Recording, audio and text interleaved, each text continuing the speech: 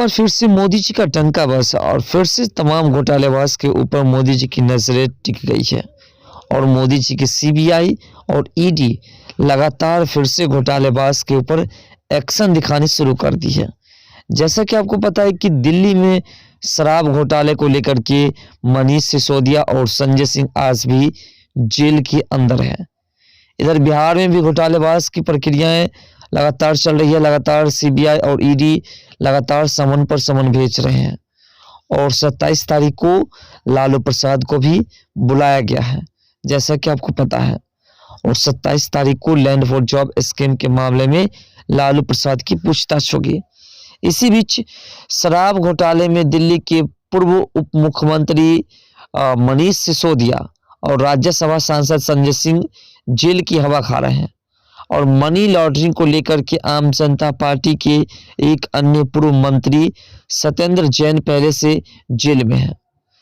खुद मुख्यमंत्री अरविंद केजरीवाल को ईडी का समन मिला है, लेकिन वो पूछताछ के लिए उपलब्ध होने में असमर्थता जताकर विपश्यना के लिए निकल गए हैं। अब दिल्ली सरकार एक और घोटाले में फंसी है और दिल्ली सरकार को इस बार नहीं बख्शा जा सकता है। इसलिए कह रहे हैं कि एक बार फिर से मोदी जी का डंका चला है और सभी घोटालेबाज को चुन चुन करके जेल के अंदर डालने की प्रक्रिया चल रही है। घोटाले में फंसे हुए उपराज्यपाल वीके सक्सेना ने दवा घोटाले में सीबीआई जांच के आदेश दिए हैं, क्योंकि सरकारी अस्पताल में दवा जो मिली है वो दवा नकली मिली है, ऐसा आरोप है। आरोप है कि सरकारी अस्पताल में जो दवा खरीद के मामले में नियमों की अनदेखी की गई और घोटाला हुआ है। फिर दिल्ली के अस्पताल के लिए खरीदी गई दवाओं में बड़ी गड़बड़ी हुई है। न सिर्फ खरीद में लापरवाही बरती गई, बल्कि सरकारी एवं प्राइवेट लैब में जब इसकी टेस्टिंग की गई तो उसमें भी ये फेल साबित हुआ। अब सतर्कता विभाग ने इस संबंध में एलजी के पास रिपोर्ट भेजी थी, जिसके बाद सीबीआई जांच का आदेश दिया गया।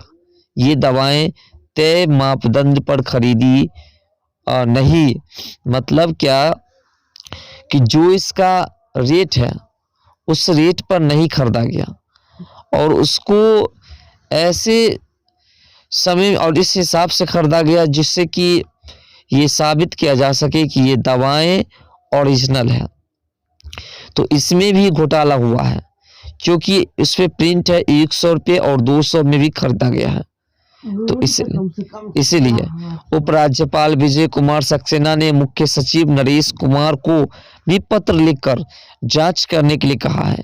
2024 में लोकसभा चुनाव भी होने हैं, ऐसे में उससे पहले लगातार घोटालों का सामने आना केजरीवाल सरकार के लिए मुसीबत का सबब बनता जा रहा है।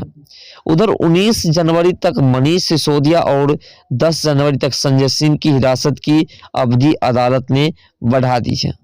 यानी दोनों नेताओं का नया साल सलाखों के पीछे ही मनेगा। तो समझिए कि किस प्रकार से केजरीवाल अपने ही बिछाए हुए जाल में फंसते हुए दिखाई दे रहे हैं और इसका फायदा पूरी तरह से बीजेपी को मिलने जा रही है, क्योंकि बिहार में यानी कि इंडी अलायंस जब से बनाई गई और इंडी अलायंस के जितने भी नेता हैं, कहीं ना कहीं वो सभी अपने राज्य में और अपने जिस क्षेत्र में उसकी चलती है उस क्षेत्र में उसने घोटाला कर बैठा है।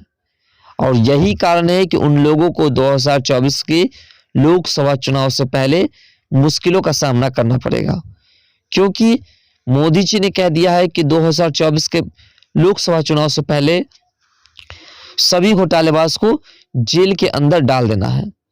और इसीलिए ये सिलसिला काफी तेजी होते हुए दिखाई दे रहा है। एलजी ने यह भी आदेश दिया है कि दिल्ली के सरकारी अस्पताल से नकली दवाएं हटाई जाए। भाजपा नेता हरीश और खुराना ने आम जनता पार्टी सरकार पर लोगों की सेहत से खिलवाड़ करने का आरोप लगाया है। कितने मरीजों पर बुरा असर पड़ा और कब से ये सब चल रहा था, इसका जवाब उन्होंने सरकार से मांगा है। पूर्व भाजपा प्रदेश अध्यक्ष आदेश गुप्ता ने याद दिलाया कि कैसे मोहल्ला क्लिनिक में भी बच्चों को दी गई दवाएं जानलेवा साबित हुई थी। वहीं आरपी सिंह ने कहा कि जल बोर्ड से लेकर के डीटीसी बसों तक हर जगह दिल्ली में घोटाले ही घोटाले हैं। तो इसी बीच अब केंद्र सरकार की एक्शन की प्रक्रिया शुरू हुई है और केंद्र सरकार इस पर अपना एक्शन दिखा रही है।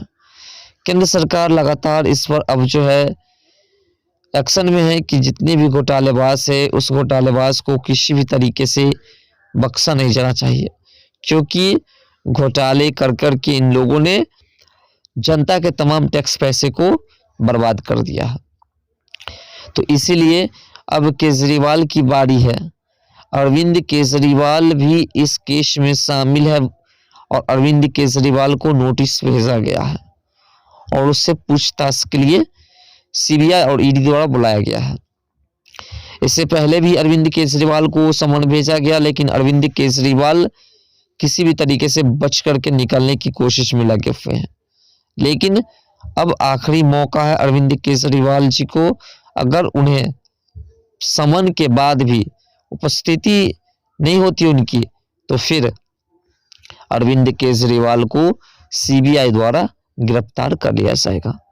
इधर बिहार की बात करें तो बिहार में भी लालू प्रसाद के और चारा घोटाला का जो मामला था वो मामला काफी गंभीर रूप ले चुका है और साथ साथ जिसमें जमीन के बदले में नौकरी देने की जो प्रक्रिया थी उसमें सीबीआई और ईडी ने समन भेजा है और कहा है कि 27 तारीख को यानी कल के दिन उपस्थित होइए, हम आपसे पूछताछ करेंगे। इससे पहले भी तेजस्वी यादव से पूछताछ की गई है। दिसंबर को तेजस्वी यादव को पूछताछ के लिए बुलाया गया, लेकिन तेजस्वी यादव भी उपस्थित नहीं हुए हैं।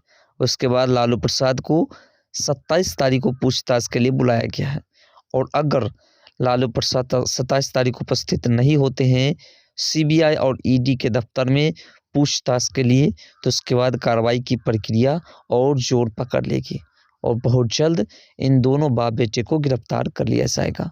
और साथ साथ दिल्ली के अरविंद केजरीवाल भी अगर इस बार पूछताछ के लिए उपस्थित नहीं होते हैं और पूछताछ में सहयोग नहीं करते हैं तो फिर उनको भी गिरफ्तार कर लिया जाएगा, क्योंकि मोदी जी का आदेश है कि 2024 के लोकसभा चुनाव से पहले एक भी घोटालेबाज को नहीं छोड़ना है जो जनता के टैक्स के पैसे को घोटाला करके खा जाते हैं। इसलिए काफ़ी एक्शन में है सीबीआई और ईडी और इसका पूरा फ़ायदा आपको बता दे कि उन तमाम घोटालेबाज को मिल रहा है, क्योंकि तमाम घोटालेबाज को बैठा करके जेल के अंदर में सुख की खिचड़ी खिलाने के लिए तैयार हैं सीबीआई और ईडी। फिलहाल इन तमाम घोटालेबाज के बारे में आपका क्या विचार है कि ये लोग घोटाला करना छोड़ देंगे, क्या जेल से निकलेंगे तो, या फिर ये लोग लगातार